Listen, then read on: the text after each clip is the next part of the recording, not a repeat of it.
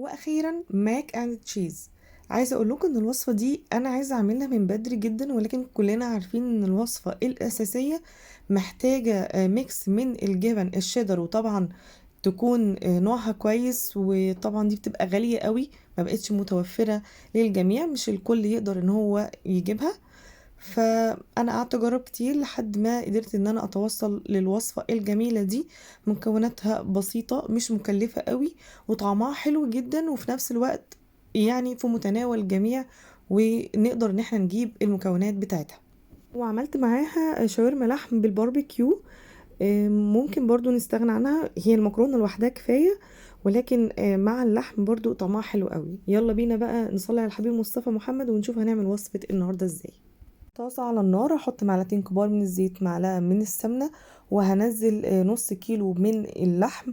طبعا الطاسة تكون سخنة وعلى درجة حرارة عالية، مش ههدي النار، وهقلب فيها من وقت للتاني. هي هتنزل المية بتاعتها، هفضل برضو معلية النار لحد لما تشرب المية، وبعد كده هتتحمر زي ما انتوا شايفين بالشكل ده، وتاخد لون ذهبي حلو. بعد كده هحط فصين توم مقطعهم نصين، ورق لورا، نص معلقة صغيرة من الفلفل الأسود، وربع معلقة صغيرة من الملح. أهدي النار وأحط مية، والمية تكون سخنة تغطي اللحمة، وأغطيها وأسيبها لحد لما تستوي تماما، وأشيك عليها من الوقت للتاني، أشوفها محتاجة مية نزود شوية لحد لما تستوي. بعد كده هجيب حلة احط فيها معلقة من السمنة او نص معلقة صغيرة من السمنة، وهحط باربيكيو، وبعد كده هقلب معاهم اللحمة مع ربع معلقة صغيرة من الملح. كل ما كان النوع الباربيكيو صوص اللي انا بستخدمه كويس، بيدي نكهة حلوة وتست عالي. وهقلب بقى وهزود الباربيكيو حسب ما انا عايزة الطعم عامل ازاي. وبكده تكون خلصت معايا اللحمة، هسيبها بقى ونروح نعمل مع بعض الصوص بتاع المكرونة. للصوص هحتاج حلة على النار، معلقتين كبار من الزبدة مع معلقتين كبار من الزيت، معلقتين كبار ممسوحين من الدقيق.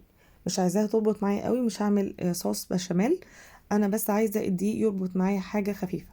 وهقلب كويس قوي على درجة حرارة متوسطة، ما بين المتوسطة والهادية. وهنزل معاهم معلقة صغيرة من المستردة علشان تعزز معايا اللون. لكل معلقة من الدقيق كوب من الحليب، المج الازاز العادي وبيكون ساقع. غالية اللبن وحطاه في التلاجة. زي ما قلت لكم انا مش عايزاها تربط معايا قوي، لان انا مش هعمل صوص بشاميل. وعموما لما باجي اعمل بشاميل، اللبن اللي بنزله بعد ما بحمر الدقيق بيكون ساقع، وده بيكون افضل لما بيكون اللبن سخن. بعد كده حطيت علبة من كريمة الطهي اللي هي صغيرة، 200 ملي. بعد ما غلي طبعا اللبن، حطيت الكريمة وهديت كده النار، وابتديت ان انا ادوب الكريمة كويس. وبالنسبة للجبن انا هستخدم هنا صوص شيدر طبيعي، ده بيتباع عند مستلزمات الحلواني. الكيلو عندي كنت شارياه ب100 جنيه تقريبا، وبقسمه في برطمانات معقمة وبحطه في الفريزر، وبطلعه وقت الاستخدام. هو ده اللي انا هستخدمه. احط قد ايه زي ما انتوا حابين، يعني حطيت حوالي 5 معالق كبار من صوص الجبنة الشيدر.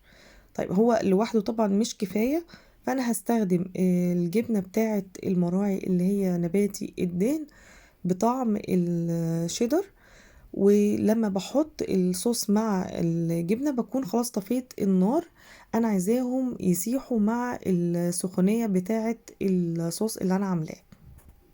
هحط معلقتين كبار مليانين من الجبنة، ودايما زي ما بقول على حسب الكمية المكرونة وعلى حسب الكمية بتاعة الصوص انا بزود الكميات. ربع معلقة صغيرة من الملح. واللي هيعزز معايا النكهة قوي هو التوم البودر. انا عندي توم هنا مملح، فعشان كده ما كترتش ملح، حطيت معلقة صغيرة ممسوحة من التوم. وكمان هنزل ربع كده معلقة صغيرة من السكر.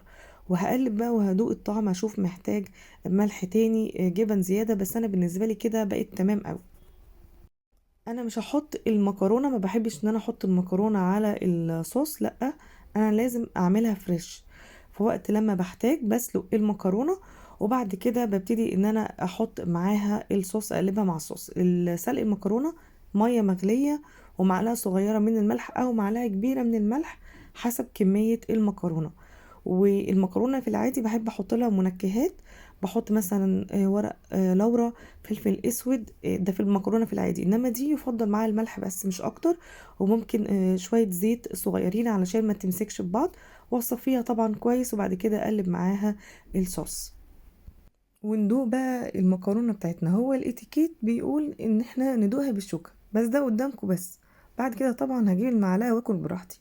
طعمها حلو جدا جدا ومش مكلفه بجد، لازم تجربوها. وخلصت حلقة النهاردة، والسلام عليكم ورحمة الله وبركاته.